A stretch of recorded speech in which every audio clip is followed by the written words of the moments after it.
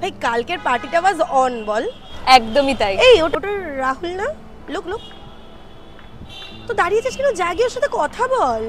Please চল এখান থেকে। আরে কেন? কিন্তু ভাই আমি আজ অব্দি বুঝতে পারলাম না তোদের মধ্যে ব্রেকআপটা কেন হলো। দেখ আমি যতদূর জানি ও তোকে চিট করেনি, তুইও ওকে চিট করিসনি। Then what went wrong? What went রং?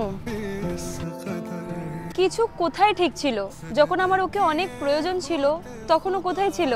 কোথাও ছিল না। কিন্তু ও লয়াল ছিল। যখন আমি ঘন্টার পর ঘন্টা কাঁদতাম আর ওকে বলতাম একবার শুনে নে আমার কি হয়েছে, কিন্তু ও শুনতো না। কিন্তু ও লয়াল ছিল।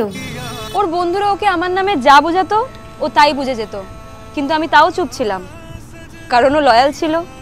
জানিস, ও কিন্তু আমাকে কোনোদিনও চিট করেনি, কিন্তু আমাকে এমনভাবে ভেঙে দিয়েছে যেটা হয়তো কোনো বড় বিশ্বাসঘাতকও কোনোদিনও করবে না।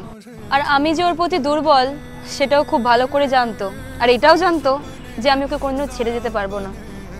তাই হয়তো কোনো কথা কোনোদিনও সিরিয়াসই নেয়নি, কিন্তু ও লয়াল ছিল।